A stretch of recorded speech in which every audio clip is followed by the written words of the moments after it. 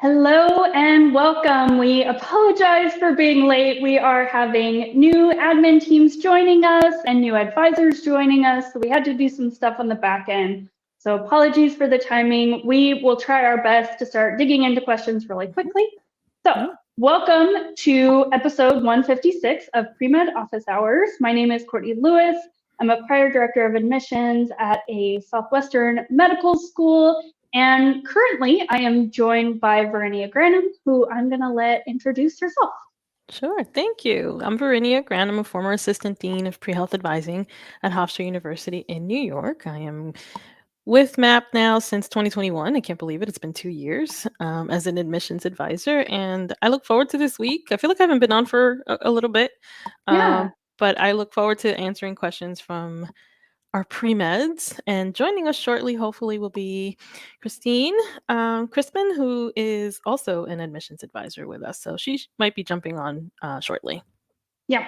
So we'll have people in and out over these next couple of weeks. You'll probably see kind of a myriad of people on and off screen just because we have a growing team, which is very exciting. We have some wonderful people joining us and bringing their wealth of knowledge to our already excellent pool. And so you guys will benefit for that.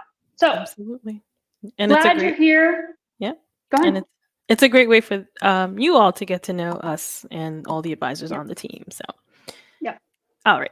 Cycle in and out. Okay, so I see some questions coming in. As always, please feel free to submit your own questions if you have them. Obviously, a little bit of context is sometimes needed for us to be able to properly answer them. So try to provide at least a little bit of detail if you think that we're going to need it to answer it directly. But we'll do our best, and we've got, should be able to plug away or chip away quite a bit of these. So if we are ready, I'll have our team pull up the first question that we're going to start answering. Okay, so Fluffy Cookie, who I feel like is a frequent flyer here. Yes. I'm becoming familiar with the name. Okay. So if the medical school I'm applying to does not ask for a letter of rec from a physician, but I have a really good one, can I send it anyways, or should I only send what is asked for? Thanks. Yeah. Great question. This is an interesting question because I know some schools are very particular. They say these and only these will we accept, and you definitely want to stick to that, whereas other schools are saying these are the ones that are required, but you can send up to this number if you have other ones that you want to send. So I think you need to be very clear on the wording for each of the schools because that will matter. Verenia, same takeaway? Agreed. Yeah, absolutely. I'm just going to answer this, and then we're going to go ahead and let Christine come in, who just joined us. But this is such a source of confusion for students, and I understand that. I just had a conversation about this with a student yesterday as well. You really do have to look at each school's specific recommendations or requirements around this. So only send what they're asking for, and make sure that the letters that you're sending are going to be hopefully strong letters. So think about this as, if you're still waiting on someone, if you're considering asking for more, make sure that these are letters that are going to really talk to who you are as a candidate. Strong letters of recommendation. The quality of those letters is way more important than just having extra letters and, the quantity of the letters and who they're coming from. That's not as important. So check to see what they're asking for. Make sure you follow those directions. Courtney, do you think it's okay? Sometimes there's a lot of confusion about this for a student to call an admissions office and just say, hey, just want to make sure I clarify this or understand this. Yeah, I think for clarity, I'm always happy to answer those questions. Now, if it looks like somebody just didn't do their own legwork and they want to be kind of spoon-fed everything when it was readily available, not a huge fan of that type of behavior, but if you have tried to dig in and see, if I just attach one extra letter, is that going to be problematic? We were always happy to answer those types of questions. Okay. So if you need to, go ahead. If it says we want 3 letters and it's this, and this, then no, you're not going to be sending that physician letter of recommendation, even if it's good. they don't want it. They've said they want those 3 and only those 3. But if they give you some latitude, by all means, send it in if you feel like it's going to be a strong recommendation for yourself and they're open to receiving it. So great. Pay close attention to the words that are used in that disclosure. Absolutely. Okay. All right. I'm going to add Christine. Yeah. Sorry, Christine. We had you waiting there. No, it's okay. Welcome. Hi. Thank you. We just did intros. No worries. Yeah. We just did intros. If you want to go ahead and tell students a little bit about yourself. Yeah. All right. So I am Christine Crispin, and as you can read, I'm the former director of admissions at UC Irvine, and I was an admissions committee member at USC Keck School of Medicine. I'm currently one of the admissions advisor here at MSHQ, and I've been in the pre-health admissions world for about 13 years. So thank you for having me. And we're very lucky to have you. Yay. Yes. I'm sure people have heard of the schools that you hail from, and they're very excited. We have a lot of UC students in our midst that are always on here having, questions that I'm sure you're going to be able to be a resource for. So thank you. You want to pull up the next question for our collective here? Okay, Billy Raymond Roth. Hi guys. Hello, ladies. Is it an issue if there are a really low amount of shadowing hours, approximately 8, but numerous hours of scribing, 1,400, that is quite a bit. It just feels a little silly to include 8 hours of an experience. Who wants to take this one? I'll jump in. Go for it. I will say no experience is unworthy and silly, because I still hope that from that 8 hours you learned something. So I would definitely include it if you feel that it was a good experience for you. I'll also throw in that shadowing, at least in my part of the world, is nearly impossible to come by. So the fact that you have 8 hours of shadowing, I think, is fantastic in this post-COVID world where I'm working with students who cannot find anyone to shadow. So it's not a lot, but I still think it can be a worthy experience, especially if you feel that you have something to write about that you learned from. Yeah. Don't underestimate it. A lot of the times why medical schools are hoping that you have shadowing is usually that's how you can get some breadth and depth of knowledge of the different day-to-days that physicians have. If they're an ER physician as opposed to a primary care private practice, that's a different patient interaction or day-to-day or flow. And so sometimes it helps to give you a little bit of scope of what being a physician can look like in these different settings or under a different specialty. So get what you can. Obviously, they're going to look at things in totality. Something is better than nothing, as Dr. Crispin said. So, okay, hopefully that's helpful.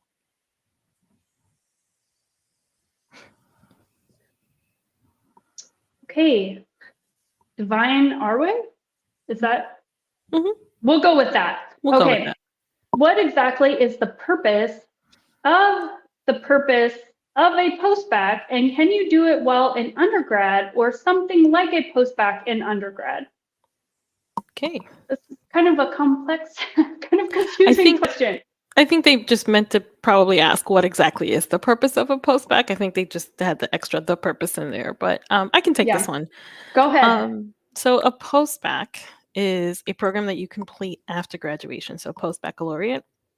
And it's typically a non-degree program, and it's typically designed for students who want to go back and retake some prerequisites if they didn't do so well the first time around, or they're complete career changers and they've come to this decision a little later in life that they want to pursue medical school. So they can enroll in a post-bac program, take all the necessary science prerequisites to prepare for medical school.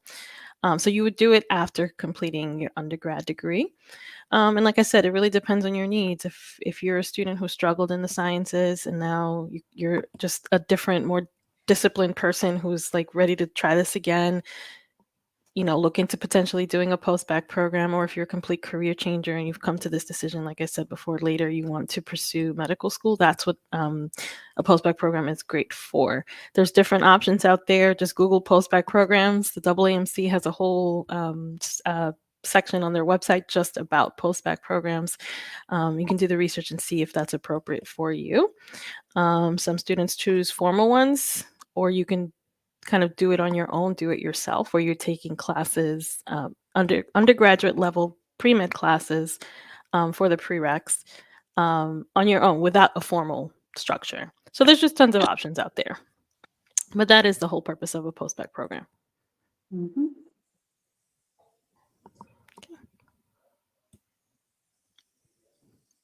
All right, Fernie Fernandez. Good afternoon. Quick question. I was going to apply this year, but ended up not getting a competitive MCAT score. That does happen sometimes. But I asked for a letter of recommendation. Can I use those for next year's cycle? So this is, you could use, I would say, and jump in here, both of you, if you disagree. From my experience, you're going to want the date of the letter of recommendation to be for the cycle that you're in. So you could use the same referee or person to do the recommendation letter, but you don't want to use an old dated letter for a new cycle. So if nothing else, have them refresh the date, even if they want to keep the contents the same, if they're advocating for you in the exact same way, that's fine. Refresh the date so that it's appropriate to use, so that we know that they still stand by the contents of the letter. They've, to date, and for that cycle, they still agree with what they were saying before, and then have it resubmitted. So that would be my suggestion. Definitely. Yeah, I definitely agree with that as well. And I've had this conversation with many students this year when I've told them they're not quite ready. And this works the same as when you are getting to know a professor or a research mentor, and there's a gap of time between the time you were with them and to the time that you apply.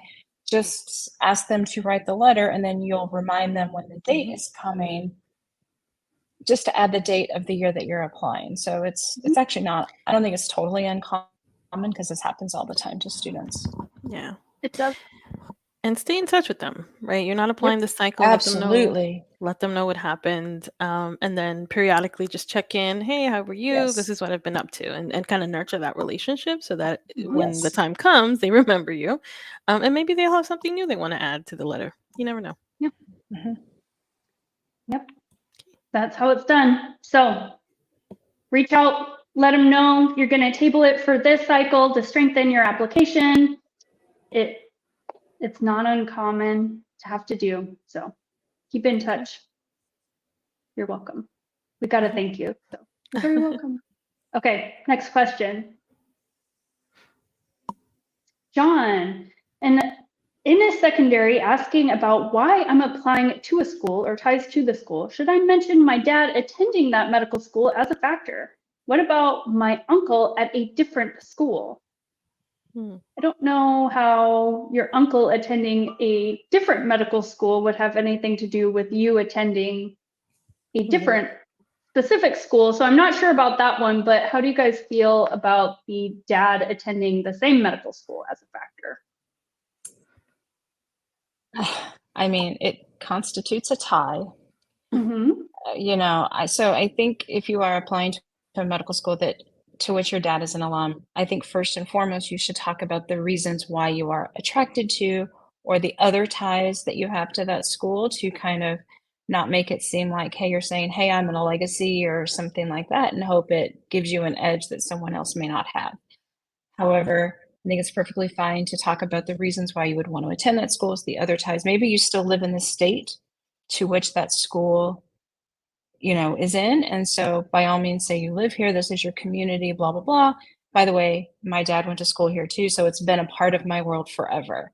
Kind of just loop it in at the end, but I wouldn't throw it out there as the primary reason you want to go to that school. Yeah, I get this question often too from students, not necessarily, my parent went here or whatever, but they have family nearby. So I say that's a great support system. However, focus on what the school is offering that you're interested in first. And then at the end, you can say, as a bonus, I have family nearby. It'll be great to have the support system close to me. That way, like you said, Christine, it doesn't look like You're just saying, I want to go here because my family is here or something like that. You really want to be specific about about why you're applying to that school. But I do think when you say my support system is here, I think it's okay to also say, I know that I can be the best medical student possible when I know that my support system is here to help with a safety net. So don't discount that at all, because that's a great point. But we don't want to make it seem like you're using some sort of a legacy to try to work your way through the admissions. And I don't think admissions people, as a former one, cares for that too terribly much. Yeah. If you think about how many applications a med school will receive and how many people will talk very passionately about why they want to attend there, all of the resources that they're going to take advantage of, how the curriculum's laid out, what clubs they want to be involved in, and then you come in with saying, yeah, my dad went there, I think I'm going to get an excellent education. It's not a wrong answer. It just may not be as strong as, you know, who are the faculty on the AdCom going to want to teach? Somebody who's, you know, just really passionate and really saying how, you know, being married to that school, everybody's going to be successful and they just want to come and thrive, right? So, okay to mention, make sure there's other factors, I think is what we're putting forward. So, yeah. All right, next question. Okay, Legit Taco, saving space on activities, only have room for one hobby section. Is it fine to combine cello and surfing? Unrelated, but I would separate them by a paragraph spacer. This is a question I think we get fairly frequently with people trying to fit as much information as possible in a limited amount of space. So you guys want to talk to this one? Sure. Yeah, I mean, I've seen this before. I think it's okay to separate the two, right? They're two hobbies that you enjoy, and separating them into two separate little paragraphs, that's fine too. There's no rules to activities according to Dr. Gray. So do what makes sense. The main thing is when you're talking about these experiences and hobbies too, just talk about the meaning behind it for you. Why do you enjoy it? Why did you pick this up? Don't try to force it to medicine. Don't try to force a connection to medicine. It doesn't need to be there. I think this is fine to do, just to show them a little bit about who you are outside of medicine too. Yeah, I agree. I'm okay with the mention of two things. Now, if you're getting into 4 or 5 things, I'm not sure I'm going to get too much enough. It's not a catch-all, right? You don't want each of your activities to just kind of be cluttered. Hobbies, you know, give me some context. Let me know, like Vernia said, kind of why you enjoy it, what it does for you, how you got involved. 2 seems like a reasonable, but in that context, don't just keep adding more and more and more to cover all of your bases, because then it gets a bit messy for what the purpose of having the limitation is. Like, they give you 15 kind of for a reason, and some important factors of your life won't be covered in the activity section. You know, they just won't. It's not going to be a full and comprehensive picture. So pick the things that will give insight, add value, have meaning, share those to give them, you know, what you can within that realm. And then just know secondaries are another good place to kind of expand and grow and share more about yourself, or interviews. So you'll have other opportunities to kind of share some of these things as well, but seems okay. All right, next question. Anastasia. Okay. Was in a volunteer program and was supposed to do this for a year, but had to stop 4 months in, 300 hours completed due to family circumstances. I was told not to include this in my app. What do you think? I mean, 300 hours seems substantial, but. Yeah, I wish I knew why you were told not to include that, maybe because you had to stop, but I agree, 300 hours is still 300 hours, and it sounds like you have a legitimate, you just didn't up and quit because you didn't want to do it anymore. You had a life happens. So that's easily explained. I think it should be included. Yeah. It's we don't ask even if you were fired, if you quit and didn't have something else going on, if you just didn't get along with your supervisor or anything like that. Like that is not included in the activities section. You just speak to what you did gain from the time that you had there and leave it at that. We understand that, especially young people, as you're seeking opportunities and new ones present themselves, that there may be a little bit of jumping around to different activities, different jobs, different roles. So yeah, that's a bit curious. Many times in college, you do stuff during the summer, short term, because you go to school in a different area. It's, you do 2 or 3 months in one location, and then you go back, and then maybe you find something in the spring semester that you only have time to do for a couple of months because you have to go back home. So exactly. Yeah. I think this is fine. I would include this. Yeah, and what you don't want to do is fudge on the numbers, right? Maybe you're a reapplicant.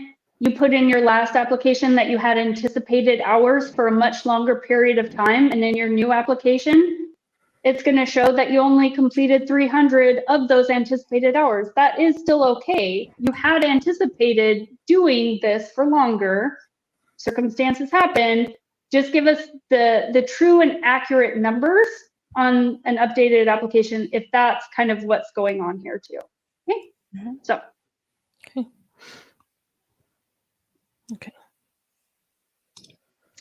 Okay, wit.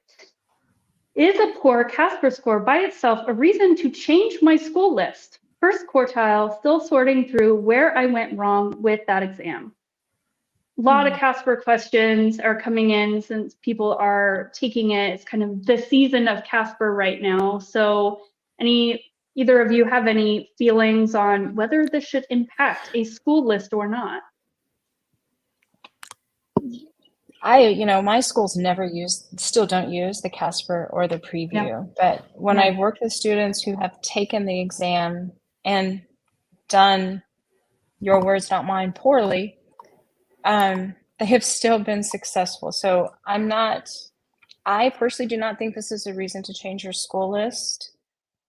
I still think if you get to an interview, if you get to the point of an interview and you demonstrate many of the qualities that they are looking for in a Casper, I think that's easily overcome. But this is not my area of expertise, so I will defer to Courtney or Verinia to follow up on that. Yeah. I agree with you, Christine. I don't think I would. Yeah, I wouldn't change the school list based on just that. I mean, like you were saying, if there are schools that are your dream schools, they're a great fit for you in whatever way. This is just one data point, as we always emphasize. Yeah.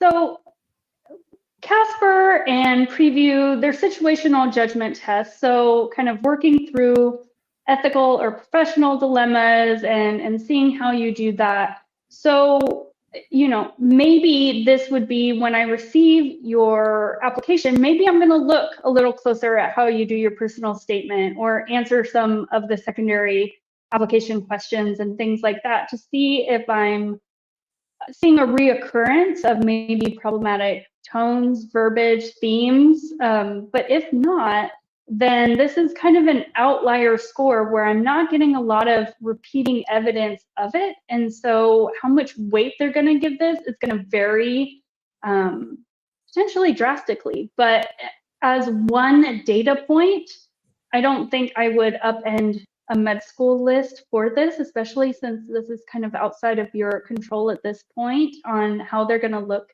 at it and how much weight they're going to give it.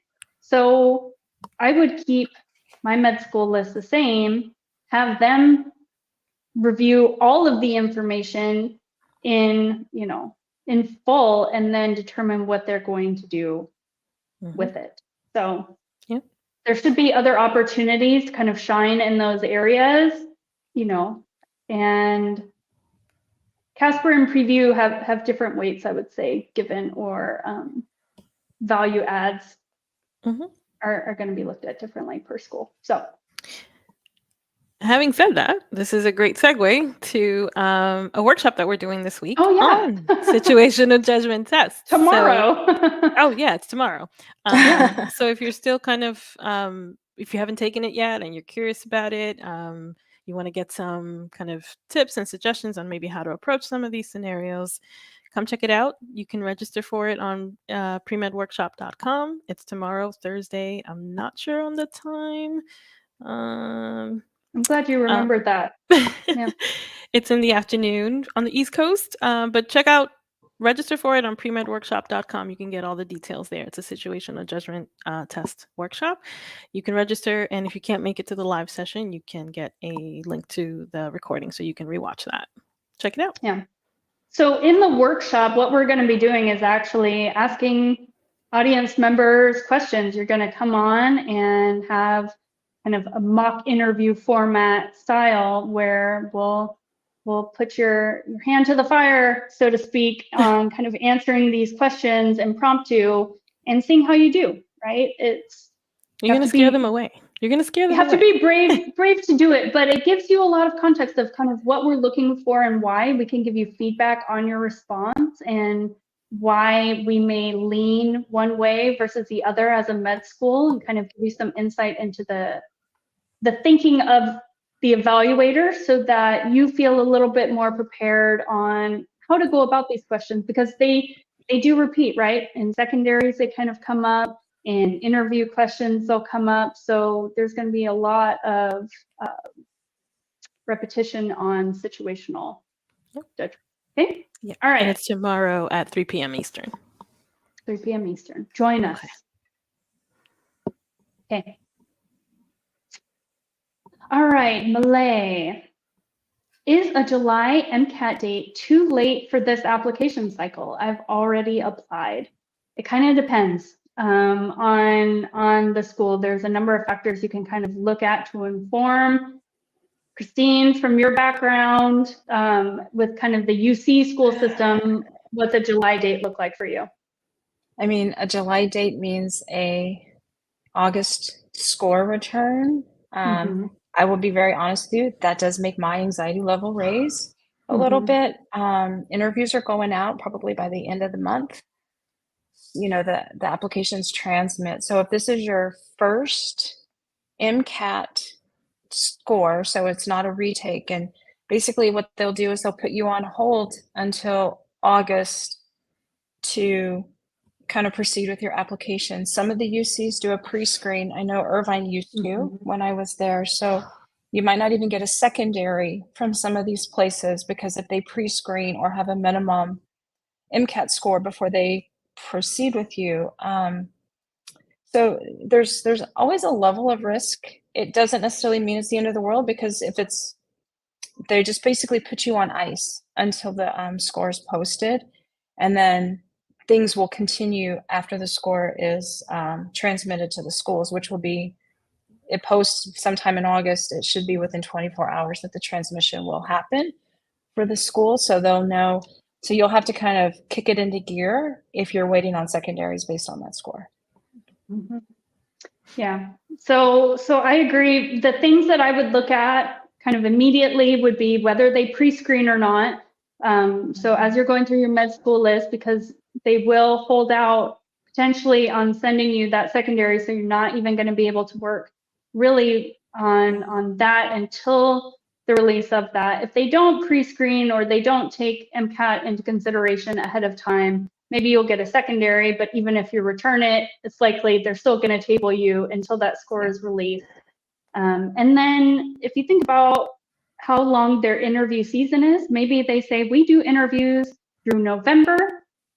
Okay, so that means that people for about a month and a half at least have already been invited to interviews. And if they can book 90 to 120 days out, they're probably going to be fairly close to full on their interview slots, depending on how often interview dates are conducted. So their interview season may already kind of be set at that point. So things kind of roll pretty quick at the beginning of a cycle. So you're really going to have to look at pre-screens interview season and things like that to see kind of what your timeline needs to be for turning this stuff around. But hopefully that helps. Okay, Natasha, good day. Ooh, fancy. Okay, good day. Not sure if this was answered. I'm a non-traditional student. I took most of my prereqs years ago. Is it best to take them all over again? Are there med schools that accept old prereqs? Thank you. Hey. Yeah. What does the collective say on this? It depends. Yeah. This is a great question. I think we need a sign that just says it depends. Honestly, that should just be our background. It really does. Yeah. We can answer every question. It depends. Yep. Natasha, you want to look at individual schools. Maybe take a look at a few of the schools that you're interested in. Some of them will post the oldest age of the class that they'll accept, or the oldest age of the course. So that's where you can find that information, either on their website or on MSAR. Some schools are more flexible, but if it's been a while, you say years ago, there may also be a concern about whether, like, where are you now at this point? So they may want to see more recent coursework. If you feel like you need to repeat some of this content or review this content to prepare for the MCAT, that's another reason to consider retaking some of these. So take a look at the school's website or the MSAR, see how old your courses need to be, and then consider maybe taking, if it's not necessarily that you need to retake those prereqs, maybe some upper division classes, upper division sciences that will show more recent academic capability. So medical schools can rely on that as well. Anything else you ladies want to add? I mean, the only other thing, I agree with everything that you said, is I'd also be a bit concerned, if I'm you, on how much I've retained from those prereq courses to sit for the MCAT, because a lot of the content is going to be covered on the MCAT. So if you feel like they're very dated and you may not have retained enough of that foundational coursework, it may be beneficial to retake them, to have just a refresh on that, so that when you sit for the MCAT, you're not going to have problems with these topics. So that would be the only other thing I would think, have just an honest conversation with yourself on that. And, maybe it's going through Anki decks or taking full-length time practice tests to see where you're at and see if it's, a test taking thing, or you're doing well, you're able to kind of re-pull that information that's in there. So that would be the only thing I feel like could be added to what Verinia said. Anything else we want to relate to Natasha? I think we covered it. Okay. Okay. All right. Good luck. Non-traditionals are still okay, right? Still a wealth of experience, still very valuable, but just have honest conversations with yourself on building that foundation and how much has been retained, because you're going to build on it once you get into med school too. And so you need that content. Okay. Dean Wynn, hello. I will be applying next year. What should my timeline be? Great. This is a great question. This is very open-ended. Yeah, go ahead, Verinia. Yeah, no, that's fine. So Dean, in terms of application timeline, you want to start preparing for the MCAT if you have not done that yet. We recommend 3 to 4 months of study, full-time study. That can be anywhere from 6 to 8 hours a day. So be prepared for that. And then you want to take the MCAT maybe like January or March of the year in which you're applying, so that you have your score in hand before the application's even open. So that's preparing just for the MCAT. Then you have, I don't know what courses you've taken, so it is very open-ended, but I'm going to actually see if we can look up. We have tons of resources online about the pre-med timeline and what that looks like. So you can find those online as well. But ideally, you want to have the MCAT done by March, let's say. And then during that time period, January to May, that's when you're working on your application. So personal statement activities, all that fun stuff that goes into preparing your application, requesting letters of recommendation and things like that. If that's the timeline you're referring to, then that's the best way to approach it. Okay. Next question. Oh, thank you. Someone just put up the link to the resource I was talking about. Nice. Helpful. Okay.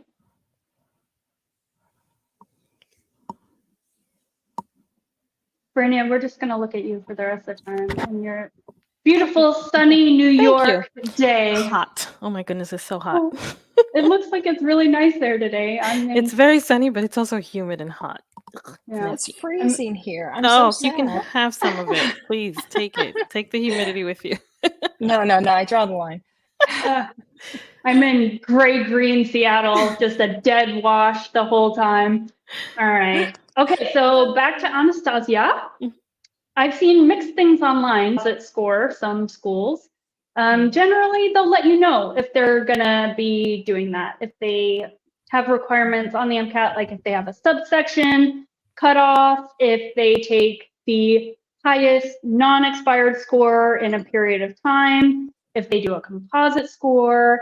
I know even one med school that takes like an ACT or an SAT and mixes it with an MCAT score to give you a new score. So there's all kinds of variations. Mm-hmm. So what? It depends. It depends. Yeah. But yes, I think bottom line, most of them are pretty open about it though. So mm-hmm. they usually tell you how they score the MCAT with multiple retakes. Yep. Okay, David Green took Bio 2 online fall 2022. Found out some schools won't accept online prereqs. Can other upper level bio classes with lab fill in for the online prereqs? Email the school to ask, no reply. Yeah, okay, well, it does depend, but I would not bank on it. I mean, they could, my experience would be the worst that could happen is they're going to come back and say, you are missing bio 1 and 2 or whatever the numbering system is for our medical school, and you would have to take it by matriculation. Generally, missing prerequisites will not hold you up from getting an interview and kind of advancing through, but there would be an expectation that you would have to complete them prior to matriculation. So worst comes to worst, you can certainly appeal and say, look, I took them here, or you just have to retake them. Yeah. It may be something where if you think it's going to be a problem for a fair number of the schools that you're applying to, just be proactive about it, right? And retake it. Yeah. Retake it in the fall, retake it in the spring, at least sign up for it. Because if they come back to you, say you do interview in November, they come back to you in December or January with a seat offer and say, you're going to have to take this, and you can no longer enroll in these things, then it becomes problematic to find an in-person course to take. So you may just want to be proactive about it. Some may take an upper level, but a lot of them, again, like to see that foundational bio 1 and 2. So if that's what it's looking like on a majority of your schools, just do what you got to do. It's one class to potentially be considered for med school. It is what it is. There's not, I would say there's not a lot of gray area, and you're not going to find a lot of people willing to give you any type of leeway because they don't have to, right? The requirements are published and they're established, and it would be unfair, for me as a director to say, well, I understand for you, it's okay for you. I can't do that. I have to hold everybody to the exact same standard, and if it's online and that's what's published, I can't take it, and I won't be able to take it for anybody. So there won't be an exception made. So if you need to, just take it. Okay. Okay. Next question. Let's see. I have one here. I can put this up. That's one here from Natasha again. Okay. Welcome back, Natasha. All right. Also, I have a lot of diverse work experience as a non-traditional. It's pretty common. And I am wondering if it's okay to include discussing my diverse work experience when writing the personal statement.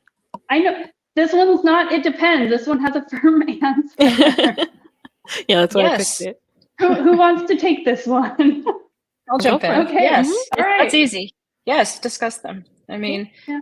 it's particularly if they have an impact on your goals for going into medicine and Mhm. becoming a doctor, please include them. Actually, don't even just discuss them, but come up with a story that really has made an Mhm. impact on you with relation to those experiences. So in short answer, yes, include them.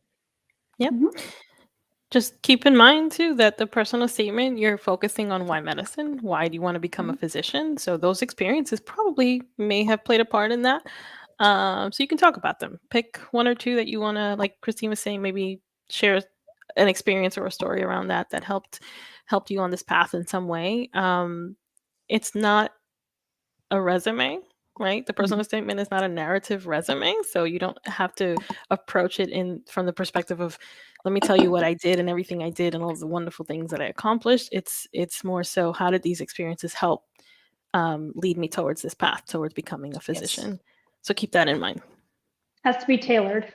Yep. Mm-hmm. All right. All right. Any more questions coming in?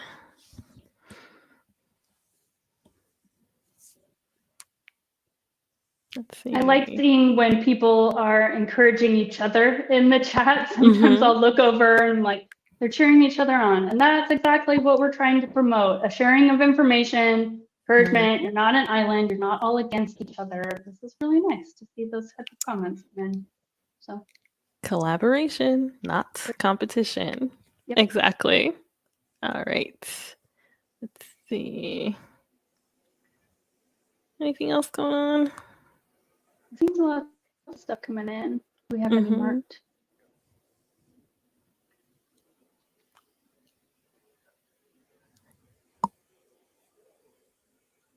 Okay, Rosa, I have been a CNA for 3 years and am fearful that medical schools will think I want to do nursing, not doctor.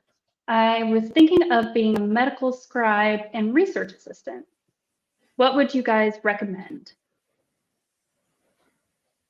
A lot of it's going to depend on, going back to the previous question, in terms of what you write in your personal statement. Why do you want to be a doctor? Many of those experiences, believe it or not, come from being a CNA. You've seen interactions, you've viewed interactions, and you've realized you want to be in that role, not this role. That doesn't negate the experiences you've had for 3 years. It's going to come through in your story of why do you want to be a doctor. That's where it always is going to boil down to. Why do you want to be a doctor? Now, if you want to be a scribe, by all means, please be a scribe. As a research assistant, somebody could think you want to be a researcher. So everything really circles back to your motivation of why do you want to be a doctor. Mm-hmm. That's what you're there to tell us, how these dots connect and what you've taken from these experiences to tie together on your journey to becoming a physician. So, and I've heard plenty of faculty really actually appreciate CNA jobs. They're like, those are the ones that are doing the dirty work, right? They're doing the things to really help care for a patient, some of the less glamorous jobs. And I can tell you that a lot of physician faculty that are on AdComs really value somebody being willing to kind of get into that work and do it. So as long as you have your reason and can share that, I don't think it's going to be something that's super problematic for your application. Now, if you can only speak to what a nurse does and you can't speak to what a doctor does, and you've only had the opportunity to be in one setting, that may be a little bit of a narrow view, and it may not give you, like we're saying, kind of the breadth and depth that you need to talk to on the physician path in totality. But there's ways to fill in those gaps if you do shadowing or scribing or things like that, if you feel like you need to. All right. Okay. Anything else? Let's see. Jasmine, if I submit my primary for TMD-SAS late June, early July, am I in a good position for this upcoming cycle? So for this current cycle? Yeah, I don't know. Yeah. Good question. I'm going to assume this one. Yeah, I mean, assuming that your application is strong and you've done what you need to do to prepare for this, the timeline, it's what's the alternative? Not applying, at this point? Like, if you're ready to apply, go for it. It's hard to tell you if you're in a good position without, knowing more about your application right now. So, okay. Timeline only, I would say the sooner the better. Right. At this point, right? If you feel like you're good to go. So. Right. The sooner the better. Okay. Want to do one or two more? We have them. Mm-hmm. Seems to be quieting down a little bit. Malay has one. Do you want me to put it up? I'll put it up. Oh, yeah. Okay. Mm-hmm. All right, back to Malay. How do you balance being a non-trad between taking classes, working full-time, and crafting a strong application? You split yourself 3 ways. Yeah. Very carefully. Mm-hmm. I think you just have to recognize it may take you longer. Mm-hmm. And that's okay. Yeah, it's absolutely okay. And it's also going to be part of your story and your narrative. There's no good answer to make this easier on you. I hate to say that, Malay, and I apologize, but you're doing a lot, and you have to take care of your mental health and allow yourself the appropriate time. So I guess my number one piece of advice to you would be to take out any arbitrary timelines in your own mind and focus on being ready at the time that when you craft your strong application, it's because you've taken the appropriate time you need in balancing all the things that we're sitting here telling you need to do to craft that strong application. So if it takes you 2 years or 3 years, then that's okay. That's all I would think is most important, is your own sanity trying to do all of that. Absolutely. Well, and keep in mind that, again, we're not looking at information, just, one data point. We're going to see that you have overlapping things, right? You're taking classes on top of working full time, on top of obviously preparing an application and whatever else you have going on. So we have dates and timelines and this information, so we can kind of build in our mind this puzzle of what may be overlapping, and that's nothing to us. We understand that time is valuable, and you being able to multitask, which is very similar to what you're going to be doing in med school, is something that you've already been doing. So they will look at that, and there is value in that. So it is okay, even if it takes a little bit longer, they're still going to look at that and see value. All right, one more, last one. Sure. All right. We'll end on this. Flash X. Okay, hi, I'm planning on applying next year. I recently got a job as a scribe for clinical experience. Would I still need to focus on clinical volunteering, or should I focus more on building non-clinical? First off, is scribing clinical? You're asking us? Are you asking that question? Or to people in the audience, anyone, yeah. I lean toward yes. Absolutely. Scribing being clinical. Theoretically, you're interacting with the patient, you're interacting with the physician, you're at least, it's a more advanced level of shadowing on some level where you have more interaction. So I definitely would lean that into a clinical exposure, paid or not paid. Right. Brittany, I told you this yesterday. I'm a huge fan of non-clinical volunteering. So my answer is going to be focus on the non-clinical, because I think you need it full stop, whether you have clinical volunteering or not. So I think that's very important. So that would be my thought, is at least put some time into non-clinical. Yeah, I agree. And I don't see why it can't be both. Like, focus on your clinical and focus on doing the other things that you're passionate about. Some schools are huge on that aspect of, community service and serving others. So you can do both. Yes, you might have to balance your time a little bit, but that's okay. Because you want to do this and you love it. So find some things or some causes that you're interested in, where you can add your time, resources, value. Because as somebody who will be a community leader in the future, good to know the people that you're working with, that you're serving, get plugged in, understand people on a human level, right? And just get engaged. So Yeah. I agree. I always tell people, don't let that area slack. Community activism and engagement.